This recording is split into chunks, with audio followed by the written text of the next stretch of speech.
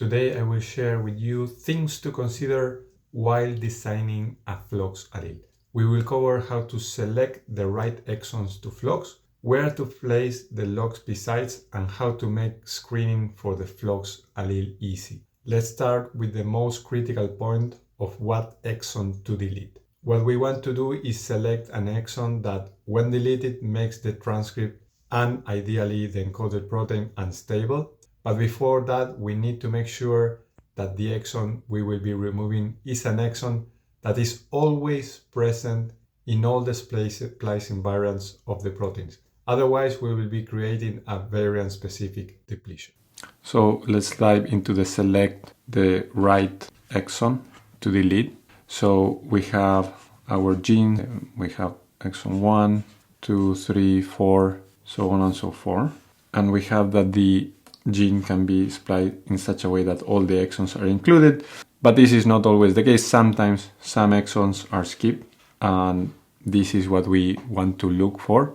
Ideally, we want to look at exons that are always included in all variants, and we want to avoid this one that is occasionally excluded. So that's the very first thing.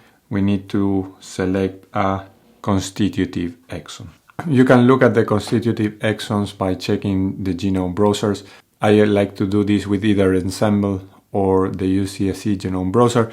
So if you look here, for example, this gene encoding for the estrogen receptor 2, you have various exons here, and they are all of them always present except for this tiny one here that is absent in this isoform and this other isoform.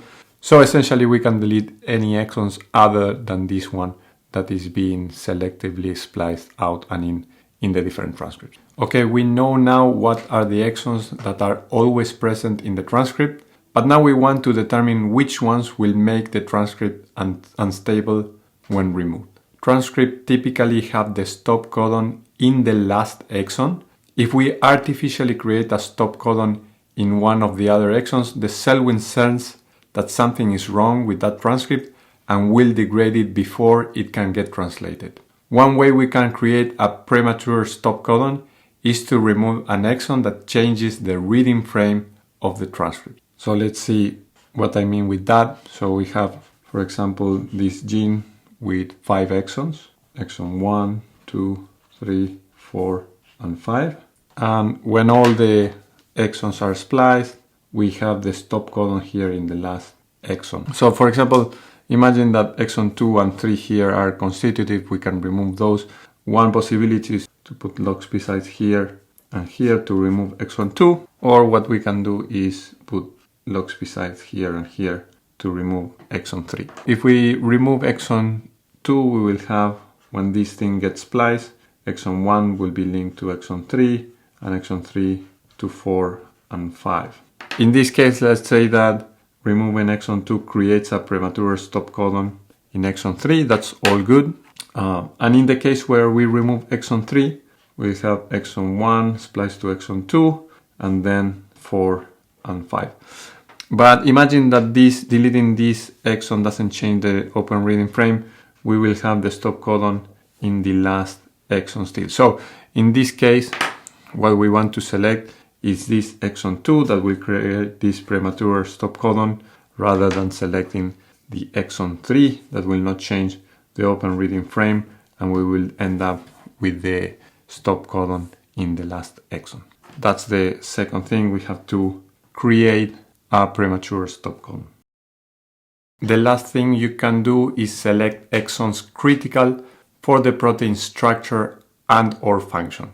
The idea here is that even if some of the protein gets translated, it becomes unstable and is not functional anyways. The third point here would be target an exon encoding a critical structural or enzymatic function. Once we decided which exon or exons we want to remove, then we need to choose where to place the LoxP sites. The first decision will be, given 2 or more exons that we could target, which one should we choose? One way to go about it is to select the exon closer to the beginning of the transcript. Again, in this case, if some of the protein is synthesized, we will end up with a smaller protein the closer we are to the beginning of the transcript. So let's talk about where to place the LoxP sites. Imagine that we have a protein encoded by 6 exons, 1, 2, 3, 4, 5, and 6. Now imagine that we can delete exon 2 as a good candidate, and the other candidate would be exon 4. So if we select exon 2, we'll have exon Y spliced to exon 3, and then we have exon 4, 5, and 6. In this case, imagine that we get the stop codon in exon 3. Then the protein that we will have is very short. It will start somewhere in exon 1 and will go into exon 2, and that will be probably will be also very unstable.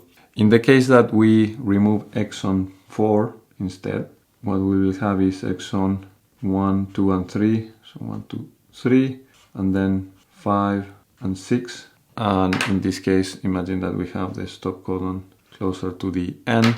We will have a much longer protein here that might have some function, and we don't want that. So in this case, we will go for exon 2 rather than exon 4. That is okay, but it's not as good as the other one. After deciding which exon to delete, we need to find where we are going to place the LoxP sites within the flanking introns. What we want to avoid here is to disrupt the normal splicing of the exon in the context of the Flox allele.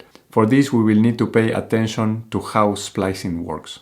Now let's look at how splicing works. So we have typically one end exon, let's call it A. You have an intron and you have exon B. You will have a lot of regulatory motifs and proteins that I'm doing here with these blobs that will bind both to the intron and also to the exon. So the first step is to cut this junction here in the exon A, and then the intron will form a lariat here, and all these factors will become close in proximity, and there will be a 50 base pairs distance between this branch point and the end of exon B, and then exon A and B will become together, and the lariat will be removed here with some of the factors. Some of the other splicing factors may remain here. The idea here is to try to avoid these regions here, like around 70 base pairs from the close to the exons, and instead we will try to focus on putting the LoxP site somewhere in this region. So we want to, in this case, keep the LoxP sites at more than 70 base pairs. That's a safe space from the exon. Although most of the motifs that regulate splicing are close to the exon, other motifs within the intron could have some functional relevance for splicing or other processes. And one way to avoid this motif is by looking at the conservation of the sequence. The idea is not to disrupt any of these conserved motifs. One way you can do that is looking at the UCSC genome browser. You have here your exons for your gene, and then when you look in the intron, sometimes you have some conserved sequences. You don't know what that is, but if you can avoid, for example, this conservation site would be best. You can put your exon anywhere here. That should work well. So look at the conservation for that. So the last thing is to avoid conserved motifs. Finally, in terms of LoxP location, we need to consider the distance within the LoxP sites. So distance between the LoxP sites. So for example, we have our exons and we want to delete this exon here in the middle. So we have the LoxP sites, and there will be a distance between these LoxP sites, of course, that typically I would recommend something between 1 to 2 kbs. And the reason is that if you have more than 2 kbs, then you have less Cree efficiency. If you have less than 1 kb, then you can have some residual activity of Crees that are expressed at very low levels but still can enter the nucleus and start to deplete. So you have this unintended depletion of the alleles with this residual Cree activity. And this is very So this is very Cree and loci specific and will vary with every combination of those two things. The final theme for today is to design your Flox alleles so that they are easy to genotype and validate. Before we go into that, let's refresh the strategy to generate Flox alleles. So we want to have our plan for screening in mind when we design our alleles. So how do you typically generate your alleles? You have, for example, exon 1, and then you have exon 2 that you want to delete, and you have exon 3 at the end. So this will be your wild type locus, and then you will come with a targeting construct that will be the same as this area surrounding exon 2. It will include, of course, the LoxP sites. And when you put this into the cell, there will be a recombination between your template and the genome. And so this will be inserted into the genome, and this part will be lost. So the outcome of these two recombinations event will be to have your exon 1, then part of the intron, and then you will have, instead of the original sequence, the whatever was in the template with the LoxP site here and here, and then you have the last part of the other intron and the exon. So one thing that is very convenient to add that once we understand this strategy is restriction sites close to the LoxP sites. For example, this we will add a restriction here and here, and for example this is restriction enzyme 1. We want to add a restriction enzyme that is not present anywhere here in the template, but is somewhere, for example, outside here the homology arm, and not that far away also somewhere here in this other flanking region, so that when we want to screen for this allele, we can use this restriction enzyme to differentiate between the wild type and the targeted allele. So we do this for both Flox alleles. Note that I like to put the exons, the restriction enzymes, close to the Flox allele, but on the side that it would not be removed when the recombination occurs, because they will allow us also to screen the null allele. So this is the addition of the restriction enzymes.